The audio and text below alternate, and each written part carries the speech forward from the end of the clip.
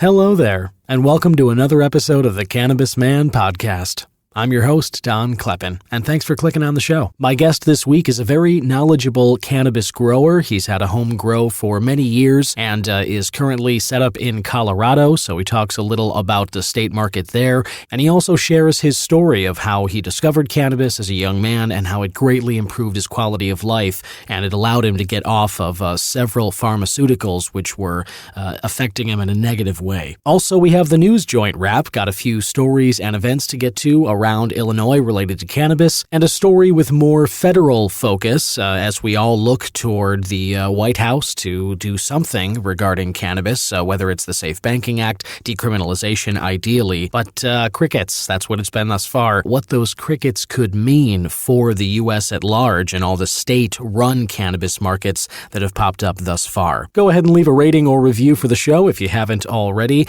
and you can always ask a question or leave a comment just by clicking on the question or comment link in the show description. There's also a support the show link in the description notes. Whatever value you feel the show may be bringing you, and I hope it does, you can offer any support you feel like throwing my way just by clicking that link in the show notes as well. And with that, let's get into this 25th episode of the Cannabis Man podcast.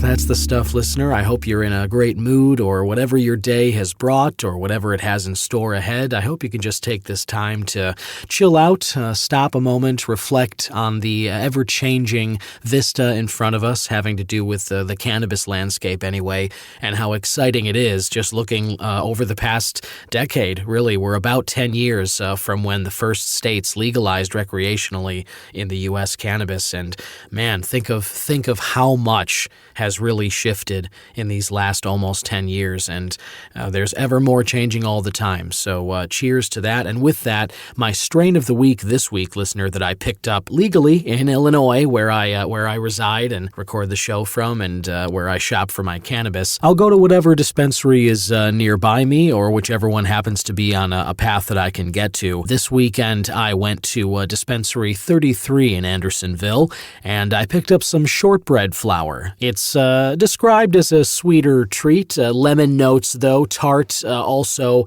and some doughy sweetness, which is where the shortbread name comes from. Terpenes listed are limonene, caryophyllene, and linalool, and the homegrown terpene chart lists limonene with that fresh lemon flavor. Caryophyllene is the woody and spicy kind of pepper, and the linalool is a floral aroma, and the effects are elevating, stress-busting, as well as stress relieving from caryophyllene, and the linalool has some euphoria and a calming effect as well. I do get lemon on the aroma. It does also have a bit of a floral characteristic, and there also, I feel, mostly stress relief from this particular strain of shortbread.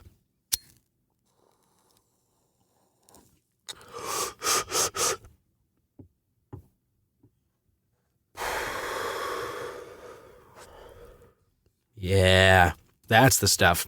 And with that, we roll right into the News Joint Wrap, brought to you by IllinoisNewsJoint.com. Think of it as the joint you can hit for all your Illinois cannabis news and reviews. And let's start with Illinois' cannabis tax revenues have totaled $800 million thus far for the year. IDF-PR, the State Department of Financial and Professional Regulation, put out the annual cannabis report for the fiscal year 2022. Now, this is specifically talking about the purchaser excise excise tax, I won't get into it, it's pretty dry, but basically the excise tax is less certainly than the revenue totals for cannabis. This is what is going to the state of Illinois specifically. And for this year, it's $435,105,007.88. That is a 60% bump from last year. In 2021, the excise tax for Illinois was just under $300 million. It was $293,862,000 last year. And in 2020, it was less than $50 million. Then there's the adult use sales tax, which collected slightly less than $350 million this year. Last year, that number was $150 million. In 2020, it was $10 million. That is a nearly 350% increase in 3 years. Other information out of IDFPR includes what products, cannabis products, consumers are buying. The graph shows that by far, flower is the number one preferred product of cannabis purchasers. It's worth around $750 million in 2022. Next most popular are extracts. These can include crumble, wax, shatter, butter, resin, different types of hash or oil, and tinctures. And then finally, infused edibles, so gummies and tonics, and those are the third most popular in the state of Illinois for 2022. This next headline is excellent news. We should all be very excited about this. First social equity craft grower starts operations in Illinois. The Department of Agriculture for the state announced that Illinois issued operational permits to the first social equity craft grower and infuser licenses. They put out the operational permit to Starbuds, Illinois, which is a craft grow licensee who qualifies for social equity and has now commenced business operations. It's in Rockford, and Starbuds is 66% black-owned. Starbuds was one of the recipients of a license in 2021, and you'll recall, listener, that in July of this year, there were another 48 craft grow licenses put out by the department as well. And the Department of Agriculture statement says that since last year, they've issued 88 craft grow licenses, 54 infuser licenses, and almost 189 transporter licenses, and approved 10 community colleges to take part in a cannabis vocational training pilot program. The statement also says that 100% of the new licenses were issued to social equity applicants. And Bloom's Brothers Hydro offers East Central Illinoisans a discount. This is a grow store, and so anyone with a medical card in Illinois who is starting their own home grow, you can go check out Bloom's Brothers Hydro, which is on South Harding in Terre Haute, Indiana, 7 miles from the Illinois border. The store lists several different nutrient lines in-house, lighting, tents, environmental accessories, grow bags, curing supplies,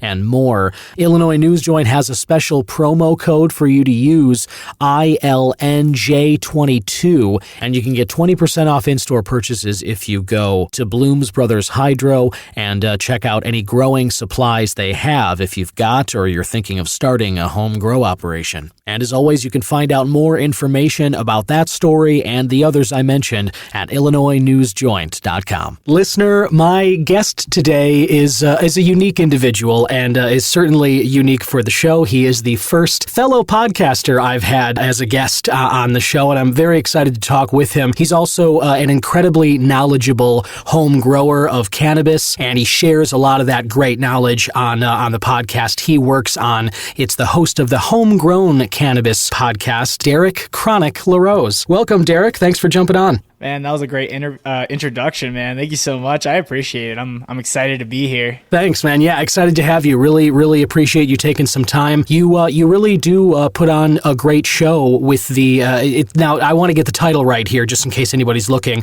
This is the Grow Weed at Home with Homegrown Cannabis podcast. Is that right? Yeah, if you're trying to look for it simply, it's Homegrown Podcast, like POT. Homegrown podcast. Okay, good. No, I'm glad, because honestly, I mean, you go by Kronic and everything, and I was kind of wondering, like, Kronic Cast, was that ever tossed around as a, was that a possibility? That was never mentioned, but that is a great one. That's like, maybe I'll start my own Kronic Cast. There you go. You might have started something. Take it. It's all yours, my man. That is totally for you to have. But the podcast you're doing now, I usually like to start just by getting to know you a little bit. Tell me how cannabis kind of you got on your radar. How did it come into your life? Oh man, that's a wild story. So I grew up in Florida. However, I am from Pittsburgh, Pennsylvania. So I've lived in very interesting, and when I say interesting areas, hood-ish areas, or not above par for,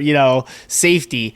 Gotcha. So I just had a lot of friends that did a lot of dumb stuff, and unfortunately, I had a couple friends end up ending their lives, and it set me down this path of depression and all sorts of things. And I ended up attempting suicide twice in my life. Unfortunately, I was successful once, and I was resuscitated. So wow. There, that's where like I was very happy to be back. But at that time in my life, I was like, oh man, why did I get resuscitated? I was pissed. I was just like in my own little depressive world. Like anyone with depression would understand. You're angry, you're pissed off at life. Well, my friend, I had just started smoking weed at like 15. I think I was like 14, maybe 15. And my friend decided to actually put DMT that he had in something that we were smoking. And when you smoke DMT the way we smoked it, not like a true hit of DMT, it takes an onset effect of about 20 anywhere from 15 to 25 minutes, depending on how you metabolize it. And so I end up going to the bathroom. I have this prolific trip, and I get past my friend's death that was causing all these issues in my life. And I realized I also wanted to be holistic, because I was on pharmaceuticals for like most of my life, just being a sick child from birth and various other reasons, medical reasons. And boy, I just ached all the time. I never got sleep. I wasn't living, I'm looking at all my friends at 15, and here I am on steroids at 225 pounds. I'm pissed off in my world, I can't do anything. All my friends are out there, playing sports or doing this. I've got asthma because of various reasons, like because of the weight, because I wasn't running, because I couldn't strengthen my lungs. I had lung problems growing up. So it was like, man, all these things kept trickling. And then I started smoking cannabis, and I realized like I felt better. And after that trip, there was just something that clicked. I was like, yo, just go holistic. And so I went full force, just everything, like anything that grows from the earth, I was interested. And it's not even psychoactive stuff, man. I love like shiitake mushrooms and things like that, but I do love my psilocybin. So yeah, man, dude, Derek, there's a lot to unpack there, man. That is a hell of a journey just to getting to 15. I mean, just that's a lot of that's a heavy dose of real life, I think, for somebody at a young age. And I'm just really, it's incredible that you made it through that, and you are here where you are today and everything. That's amazing. I guess I'm fascinated with DMT as well, psychedelics. That definitely is something that it's this object that I'm chasing right now. Like it's the one psychedelic I haven't yet tried, and I'm yes, thank you. And so I'm looking forward to that.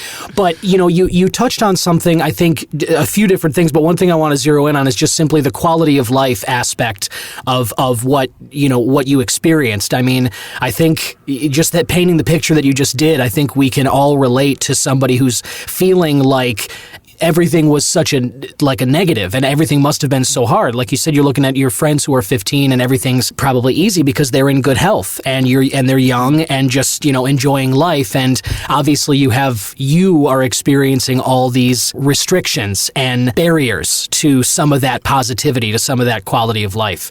And it seems like cannabis was a major elevation for you, that it got you past those things. At what point? So it was there for you in your teenage years, and it got you through that difficult time. When did you start growing your own? Oh man, actually at a pretty young age. So right as I hit 15. So on top of all of that, aside from when I was born with my 4 front teeth upside down. So I had when I was like 2 years old, I almost died just from like immunodeficiency problems and not eating food and my body not dealing with it. And a specialist saw a nodule on my jaw. They ripped my teeth out. I was fine, but it butched my immune system. So that's why I was always in the hospital. So fast forward to 15 years old, I stubbed my toe on a trampoline, and I end up finding out that I have what's known as reflex sympathetic dystrophy. And for those listening who know what it is, Awesome. For those who don't know what it is, essentially what I have, which at the time I was 1 in 4 known cases worldwide. Wow. Yeah, it was kind of weird. I had a dude from India fly into my hospital, and it was quite interesting. They almost amputated my foot. We'll get to that. So reflex sympathetic dystrophy is the control your brain has from the signals that send the receptors from pain from the area that is the pain is located to your brain. And it's what controls the amount of blood that pumps to that location. Okay.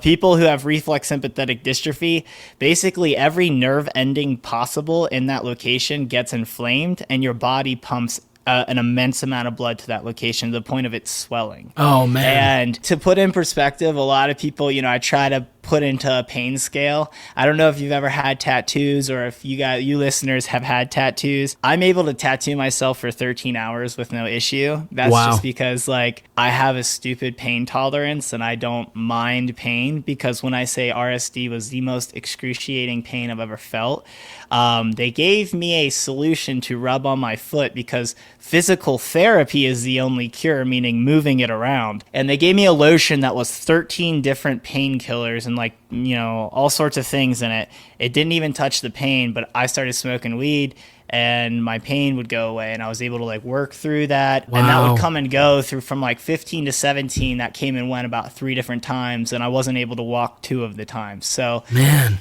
cannabis is just honestly, between World of Warcraft, if you really want to know, I played a lot of World of Warcraft. Oh, and I smoked a lot of weed in my teenage years, and to do so, I had to start growing. So I sold a lot at 15. I started growing at 15. Not in my own house. I would find farms and I'd find random places in the woods.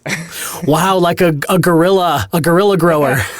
Yeah, that Florida style guerrilla grows. Yeah, that's really, really interesting. And so what did you start sort of learning? I mean, what's some an early lesson, I want to say, that you sort of picked up from when you were just in that phase of just trying to get something to grow as you're, kind of starting your operation there? Man, there's so much. So I feel like I always tell people I feel like I'm a 60-year-old soul because I've talked to over I don't know, probably 2,000 people just from tattooing. I had a private studio for over 3 years. Just doing that and then having the life I had, and then when I started growing at 15, my mentality, your normal 15-year-olds are let's smoke weed, let's get fucked up, let's do this, let's go, party and stuff. Don't get me wrong, I love my partying, and I went and partied with my friends, but I definitely did a lot of wild rave stuff, but when I grew the plant, it definitely taught me so much patience in life. At that point in life, I mean, I was a very angry kid. I had been jumped multiple times. I've had these issues that are just keeping me in my bed. Right as I started smoking weed, I was able to get back into martial arts, which I had been stopped for a year because of my RSD. So I got back into Brazilian Jiu-Jitsu and Muay Thai. Wow. And I just started doing all that again. But again, that led me to get into a lot of fights because I was angry and I was easy to set off. So the moment someone would say something to me, because I got called, all sorts of names growing up, I just got bullied a lot. And even if I I can't tell you how many times I would smack the living crap out of a bully or even just get an ass beating, because I've taken many of those. But I threw hands, you know what I mean? And it's you're supposed to at least leave the person alone. They threw hands, respect them, shake hands after. I'd still get bullied and stuff. So it was I was just very angry. I think the biggest lesson cannabis growing taught me was just to calm down, because I've kicked some plants. I can't even lie, dude. I didn't know what was going wrong with some plants, and I've totally kicked some. And I just I realized, I need to just chill. There's a lot of times in life can be so much more brutal, and just growing the plant, I just sit with them now. And even then at 15, man, I would just sit there and I would just even if I didn't have any bud to smoke, I'd sit there and look at my plants. I just enjoy nature just for what it was. Even if I was in swamp ass weather in Florida, you just enjoy it. It teaches you principles that you just aren't picking up. And then I just started realizing not to say, if some of my friends ever hear this, because I'm gonna share this all across my feed. Right on. If you guys are listening, the reason I distance myself from my friends is just because I realized like I wasn't in the same mindset anymore. I had all these real life things that was really taking off. I really only got along with like 30 or 40-year-olds or people who have lived life. So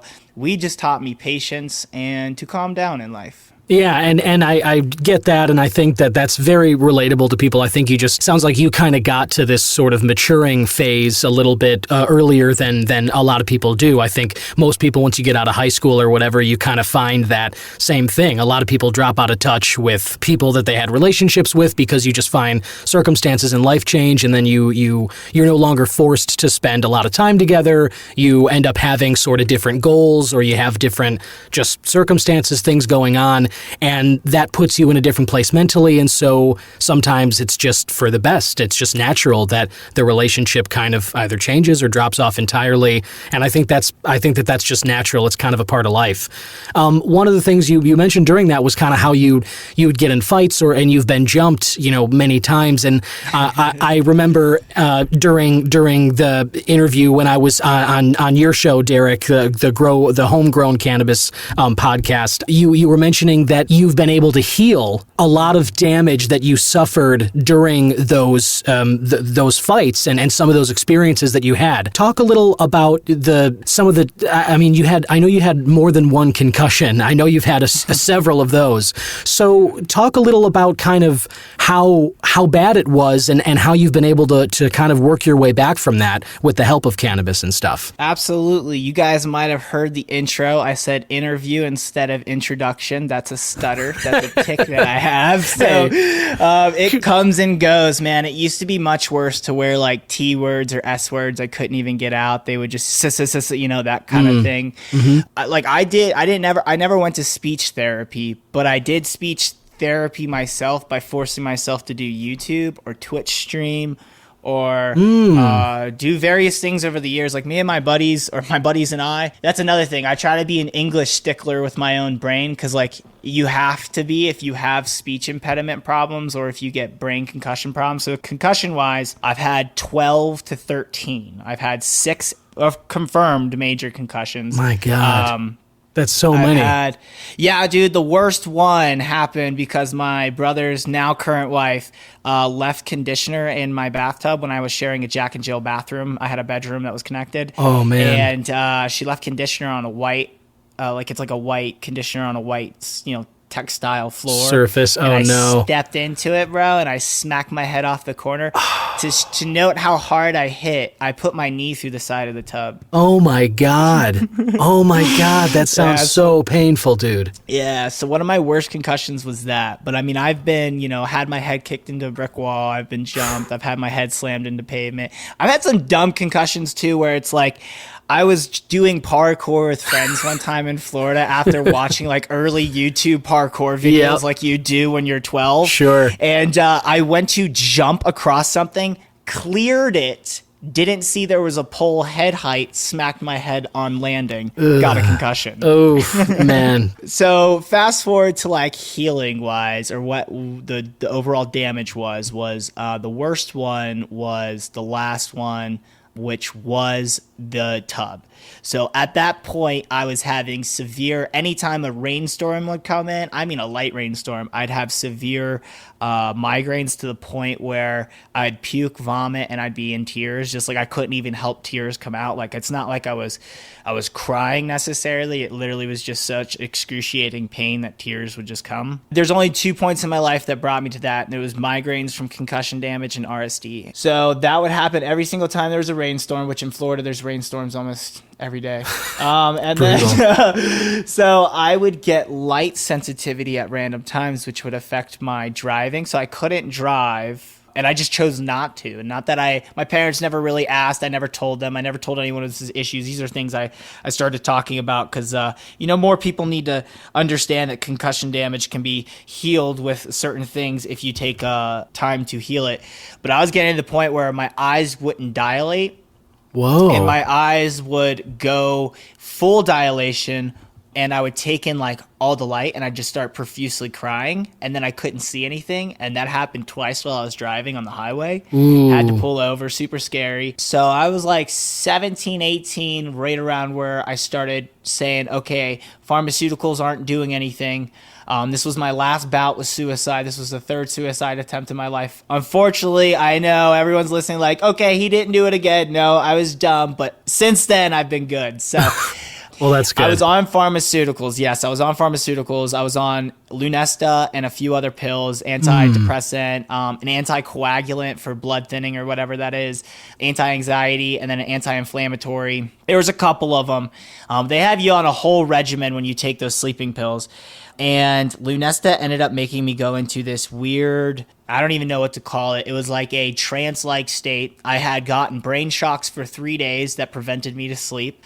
So I literally was getting shocked to my brain on top of having like profusely terrible migraines that these things were supposed to help. Mind you, I can't relay things normally to people at that time because I'm either stuttering too bad, I can't find the words, I want to say a word, but my brain would choose other words to say. Yeah. These are all real issues I was struggling with. Even in my relationship that I am in currently, like there's been many a times that we've gotten into fights because I'll say words or say things and I can't stop my mouth from moving, and I'm trying to say other things and then I start stuttering. And it's quite a weird shit. But Lunesta basically made that all exacerbated, and I went into a trance. I took about, I don't know, like 10 to 12 of them, and I almost ended up killing myself. But luckily I had called a friend who came to my apartment. He had helped me. He realized like, yo dude, this isn't good.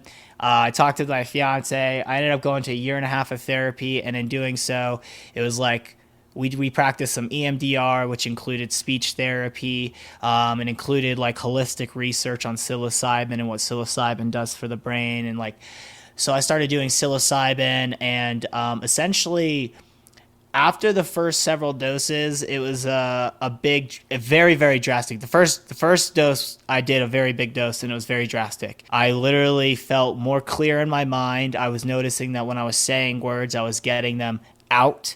And then CBD exponentially helped. I started adding CBD, like 1-to-1 ratio cannabis. And this is around, I would say, 22 years old. So those listening, this is not, a year or 6 months of work. This is like, I from the time I was 18 to I'm 27, I have been working hard at making my brain better. When I was 25 years old, 24 years old when I was tattooing in Wyoming, I had a client I tattooed for multiple times. She came back in my shop and I literally shook her hand and said, "Nice to meet you." That's how bad my brain was. Wow. So it got to the point where I was just sick of all that, man. I got off all the, when I had that Lunesta bout, I cold turkeyed everything. I moved to Wyoming. I did that therapy. I smoked only cannabis. I started doing mushroom dosage whenever I could, because obviously it's illegal in a lot of places. And then I just eventually came to Colorado because family drama, and we started growing here, and now it's been a life-changing experience for the last 2 years because I have had cannabis every day. It's been, I never thought I'd have a podcast where I couldn't stutter. I'd be asked questions by people like yourself. Dude, that's such an incredible story and journey that you've been on.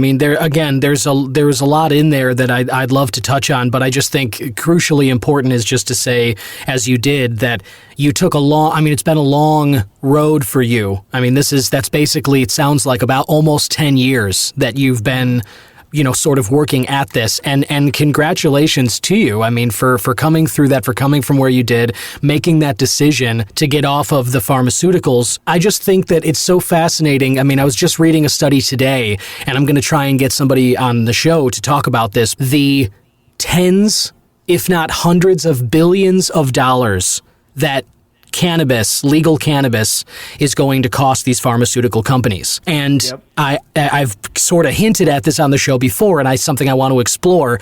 But one of the questions that I kind of asked in the trailer for the show is basically who benefits from keeping Mary Jane in the dark? And the answer in my mind has always been pharmaceutical companies. It's obvious to me that if they can prescribe somebody like yourself 15 to 20 pills to address 20 different symptoms, all of which can be addressed by cannabis, it just economically you understand how their business model is going to suffer from this. And they're a big part of why we still struggle with the kind of reefer madness stigma that we do around cannabis, that people are still trying to break through, and the people like yourself are really doing a great job of helping shake from, I think, the sort of connotations around society of this. Just to kind of get back to like the growing and what your life is like now. I mean, you know, you do host a great podcast and you're sharing your knowledge. I mean, it's you're actually kind of giving people some expertise of that you've earned from years of trying this stuff, and you're sharing with them what you know to do, what not to do, and what you're still learning, I would assume, about growing weed at home. What do you like? You know, you're in Colorado, as you said. What do you like about Colorado's cannabis market, and what do you like about growing at home? Man, insane segue. And first off, thank you for the compliment on the show. Yeah. I do believe Big Pharma is keeping it. I have an episode of the history of cannabis, and I get at the end of that show, I get right into how I think Big Pharma has jacked it up. Several families and people that are responsible. I ain't gonna. We'll branch that rant. We'll branch that rant for somewhere else. For sure. But yeah, what's my favorite thing about growing? I'm sorry, what was the question again? No worries. Just what do you like? Because I know you're in, I'm in Illinois and you're in Colorado, and I'm just kind of curious. Colorado cannabis market. Yeah, what do you like about the state? You know, what if there's things going, that they could do better, that are really good there. What do you like about it? Oh, you caught me off guard with that question because I asked these questions to my guests. I think that might be where the seed was planted. You know what I mean? I was honestly, like, oh yeah, that was a good one. So Colorado has a great aspect in the sense of they've been doing cannabis for so long that the prices are pretty good. They're really, really, really great. I pay medical wise at my dispensary, which is Good Meds Dispensary in Denver. I pay $12 a gram to $15 a gram for 1 gram of concentrate. So that's fair, like insane out the door. Yeah. They have $64 ounces of cannabis. That's, 14 wow. 19%. So really amazing for the medical patients. They do great with, if you need more plants, they allot you more, and you can have up to 99 if you're like, if you meet the requirements. I mean, that's an exponential medical card price, but if you need 99, you can pay for it. Wow. I think they have great caregiver rights here. The only thing is, man, Polis keeps coming for home grower rights and the medical rights. So this year, it made no sense.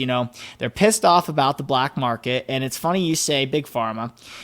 They're pissed off about the black market, right? They're gonna all these politicians are going to run on the fact that cannabis shouldn't be legalized or cannabis needs more laws because our kids are buying it from the black market and our kids are doing these dabs that are 99.9 thousand % THC right. They're all lying. And the crazy thing is it's all being bought from recreational. Like it's nothing is medical, right? It's not being bought from the med dispensaries. You want to know why I know that?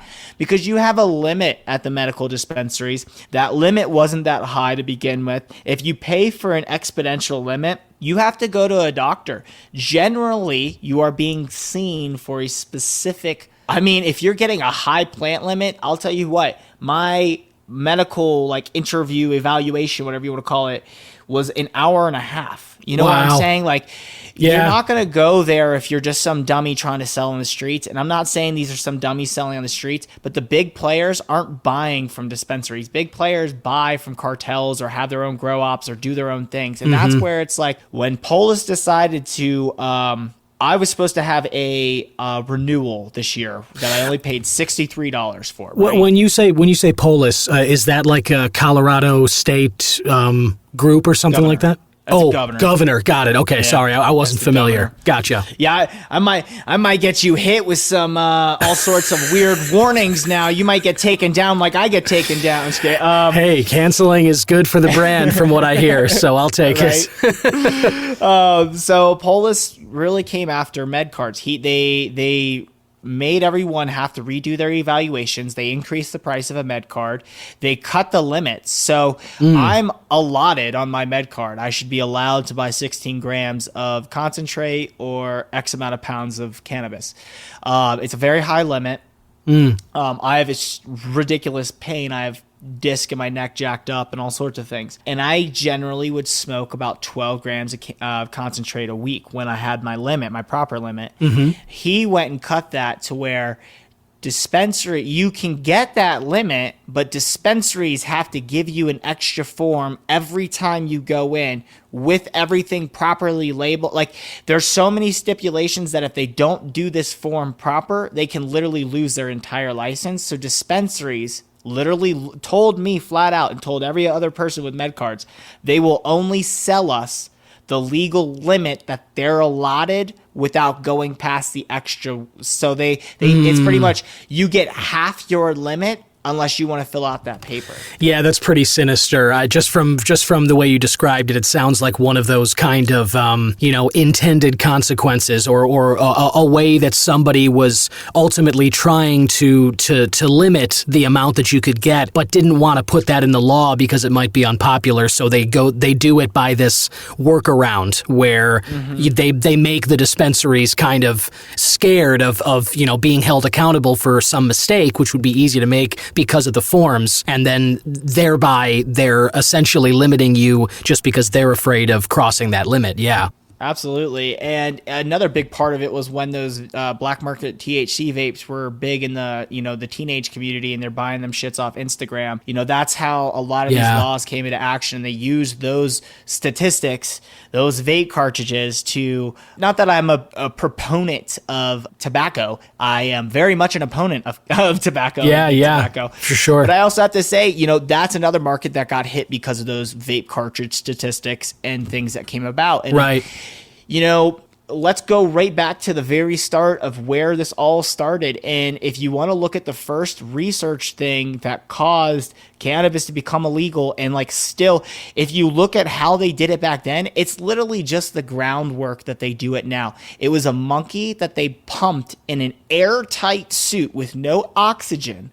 They only pumped cannabis smoke in, so carbon dioxide is essentially how this monkey died. It was carbon dioxide poisoning. Oh, God. They used that study to say cannabis kills people. Okay. And that is where the reefer madness came around. Yeah, no, I've heard references to this, and I haven't done the research on that monkey case myself, but I'm glad you brought that up. I mean, I do have some guests coming up where we're going to talk a little about kind of the history of reefer madness and stuff, and this exactly what you're talking about is it's just another kind of exhibition of how absurd the arguments against it really are. It really is. And, I totally don't want to keep talking and just blabbing so much. But one thing that I loved when I did the research for cannabis history, which you should totally look it up as far as the Sanskrit and Shiva and all that. Yeah. But cannabis is the first plant mentioned in a list of over 10,000 medical plants that ancient Chinese medicine has used for over 10,000 years. Wow. It's the first plant. That should say everything right I there. do. I totally buy that. And I always, the more we kind of find out about the endocannabinoid system that's in humans, our brains, our evolution and all that, it's so fascinating to me. And I look forward to, now that some legit research is being done more, and we're going to find out more proper information about cannabis and all this stuff. It's one of the most exciting things about this time that we're in right now. But it almost seems undeniable that cannabis has been used by humans for, as you said, I mean, 10,000, maybe more, like so many thousands of years, that there's evidence in historical texts and there's evidence right in our very own brains in terms of what, we're able to do processing it and kind of the system that exists there to work with the cannabinoids that we get from the plant upon consuming, however that is. Absolutely. And, you are dead accurate when it's been in biblical texts. Cannabosin, that's the original Christian biblical word for cannabis. Like, how in Catholic Church where they used to, they still do it. They smoke out people with those little lantern things. Oh, yeah. Like essential oils. Yeah. Dude, that used to have opiates, cannabosin, and another thing in it. And they would get everybody in the church high. Yeah. The first depictions of heaven and hell came from Sanskrit people of the Indo-Aryan region taking what's known as bong, B-H-A-N-G. In that bong they were taking was had opiates and various things, but had cannabosin in it. Okay. They would go on these trips, and the first depictions of heaven and hell, what Michelangelo used to paint the Vatican, were from their trips of these various dimensions that these people go. And wow. One of the things that was in this mixture, they believe heavily, was DMT as well. Oh, that is interesting. And on a related note, I've one of the stories I've heard, again, I mean, this is one of those things that it's like probably be kind of impossible to ever prove definitively, as with anything like religious anyway. One of the things that I've heard is that the story of the burning bush, where, yes. Like Moses is up there and comes down with the tablets.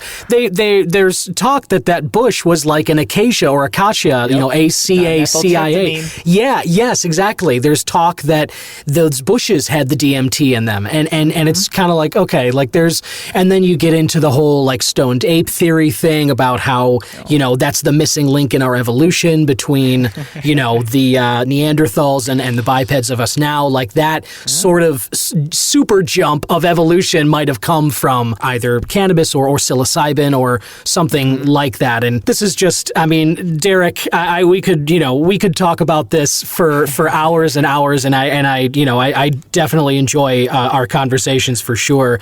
Again, just reminding everybody, Derek Kronic Larose, host of the what I'm calling the Kronic Cast with homegrown cannabis, the Grow Your Weed at Home podcast, as Derek mentioned. Definitely go check that out on all your podcast platforms.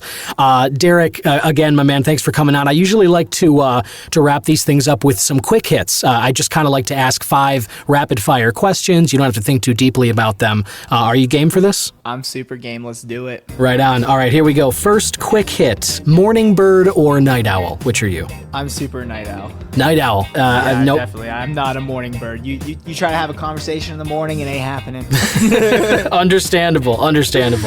Let's see. Favorite cuisine? If it's a special meal for your birthday or you just achieved something you've been chasing, what's the meal or the restaurant that you're gonna hit? Straight up chicken wings, or I'll spend 14 hours making a ramen broth and I'll make ramen. Wow. Chicken wings or some like homemade ramen. That sounds pretty unique. Yeah, I like interesting foods, right? yeah, right on. Drug of choice, I ask everybody this. I would, I know cannabis is a big part of your life, but I kind of think, what's aside from that, if there is anything, a daily fix for you? Are you a coffee or tea drinker? Do you enjoy wine or beer with dinner? What's a regular fix? So water I drink 99% of my time. I would say the only thing that I do is psilocybin here and there to help my depression. So whenever I get suicidal thoughts or anything bad going on up in the brain that I can't control, I go ahead and refresh my mind and I'm completely golden and my psyche's clear. So that's the only thing I do. Nice. Good for you. Good on the water. Staying hydrated is super important. I think, more and more people need to focus on that. And when you do psilocybin, do you still do large doses or is it more microdosing for you? Yeah, so lately, just because I'm not like a pro at it and I've just been doing this recently, since Denver decriminalized, it's a little safer here. I'm not going to, risk going to prison. I kind of do like 2-gram doses once a month to every other month when I'm feeling kind of rough, and they last quite a bit for me. I want to get to the point where I do like a 0.25 or less capsule, but I don't know how to make my own capsules yet, and that's kind of something I want to get into. Right on. Yeah, totally. That sounds fascinating too. Sports. You mentioned. I know that you used to do sort of the Muay Thai or Jiu-Jitsu, as you mentioned before, kind of competing. But do you watch any sports? Are you supporting any sports teams? What's your fix there? So I totally don't have any, like, I think Peacock's the only thing I own that has sports stuff. And Gotcha. I'll hit up a Steelers game here and there. Mm-hmm. My brother's watching it because my brother Patrick likes to watch football. Or I really like hockey. If a Penguins game is on and I can see it, I'll watch a Penguins game. There's certain teams I'll also watch. Okay, there are certain teams. Flyers, I don't like them. They're Philly. I don't care. Sorry. Understandable. What are those? I like lacrosse too. I like watching college lacrosse. Oh, that's a unique response. Lacrosse is fascinating. I definitely, that's a unique sport. They're moving pretty fast with sticks in their hands, kind of like hockey. Seems, and that physical contact, there's stuff going on there. Fast-paced and physical, those games are always intriguing. As you can tell, there's kind of a theme, Muay Thai, fast-paced. Yeah, exactly. Sticks in the hands. And then final question here. What do you watch in terms of movie or TVs? If you have a favorite movie, something that you're always happy to leave on if you come across it, or that you'll put on anytime you want to be cheered up, what do you like to watch? So because of how sick I was, I probably watched over 5,000 hours of movies. I love movies. I love television. I don't watch as much anymore. My favorite movies of all time, I would say my 3 series that I love of all. Mm-hmm. Lord of the Rings, Harry Potter, and Tim Burton. Anything Tim Burton. Nice. Tim Burton's my childhood. Yeah, I love it. It's funny. I like that you kind of put Tim Burton in there like a series like Harry Potter or Lord of the Rings, because it's almost like the worlds of his movies are all one. Like Edward Scissorhands and Jack Skellington could basically walk down the street together in the same place and it wouldn't look weird, Nope. You would expect it. You'd be like, yeah, that makes sense. Yes. That totally makes sense. Yeah, I almost wish that like Jack had popped up in Batman Returns, Like that would have been just too perfect. The next villain's just Oogie Boogie.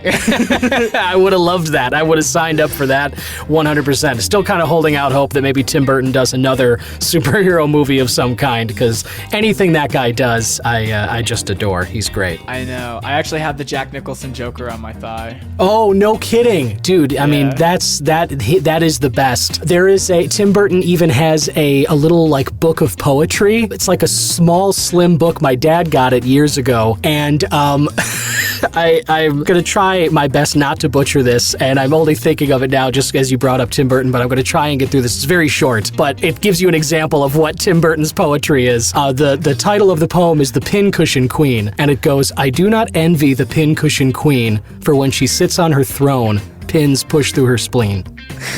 And that's it. That's the poem.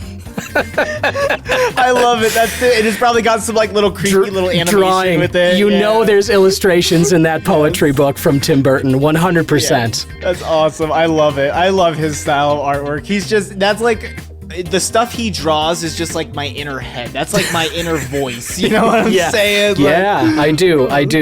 There's something about that too. My younger sister Megan too. She's just like grew up, and we always had that stuff on in the background, and so it's definitely like just her baseline. It's just completely normal. And I mean, at this point, I think like Nightmare Before Christmas, that is like guaranteed Christmas watching and Halloween watching in my house every year. No question. Yep, absolutely. It's like, it's a Halloween movie and a Christmas movie. I'm going to watch it both times, and I'm going to enjoy it about 30 times in between. Exactly.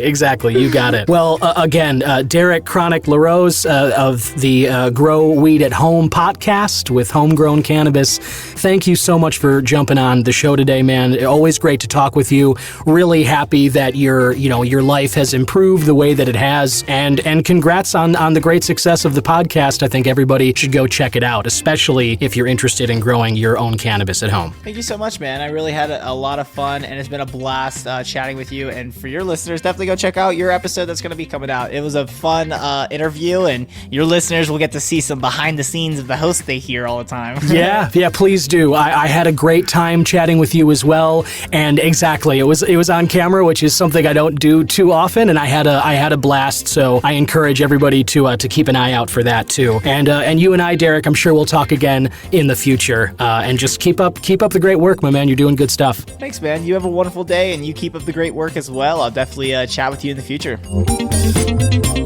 And there you have it. I want to thank my guest, Derek Kronic Larose. Really enjoyed talking with him both times. I actually stuck it out in this closet for about an hour when Derek and I were talking on his podcast, and I highly encourage everybody to go check that one out if you haven't already. And lastly, I just wanted to put this on your radar, listener. This is a Politico article that came across my feed. Courts could throw state marijuana markets into disarray. Again, marijuana word use in the title aside, the markets into disarray part is really what grabbed my eye here. This was written by Mona Zhang, I believe, Zhang, and this was put out October 2nd here. I will share this article on the show social pages, and I won't read the whole thing. I'll just kind of start it for you and just kind of go through the general idea a little. But it starts with President Joe Biden is showing no interest in loosening federal restriction that have left states in charge of developing how the multi-billion-dollar U.S. cannabis industry grows. The nation's courts may ultimately force the issue in a chaotic fashion that could undermine efforts to diversify the industry and protect public health. They're talking a little about the different goals that some states have set outside of just legalization for cannabis. Things like social equity, that element that Illinois and some other states have taken into account. The notion that you have to try in some small way to compensate or at least attempt to make up for a little bit the irreparable harm that the war on drugs caused specific communities. And it does go hand in hand with the expungement of those crimes again, but, admittedly, I do see that those are two separate issues in terms of what laws have to be enacted and how you go about enforcing those or just rolling those out. So I get that it's a different kind of thing than just starting businesses or legalizing products, but that does go hand in hand with this, legalization of cannabis. The expungement of the crimes, which are now no longer crimes, that's a part of it as well. Anyway, the Politico article goes on to outline a clause of the Constitution giving Congress the power to regulate interstate commerce and goes on to explain how this might all end up in the hands of the courts, and Congress really is the only means of doing anything about that. So it's a really great and thorough article. I do encourage everybody to read it when you do have some time, and like I said, I'll share it on the show social pages at C-Man Podcast on Twitter and Instagram, and the Cannabis Man Podcast on Facebook. And that's all I've got for you this week, listener. Thank you so much again for listening. I'll be back again next week with another episode of the Cannabis Man Podcast. Bye-bye. Cannabis Man is an original production of myself, Don Kleppen. Original theme music by Yusu Kim, aka Good Son. Other music by Pat Perez, and logo designed by Vorbroker Media. If you like the show, please rate, review, subscribe, and share whenever you can.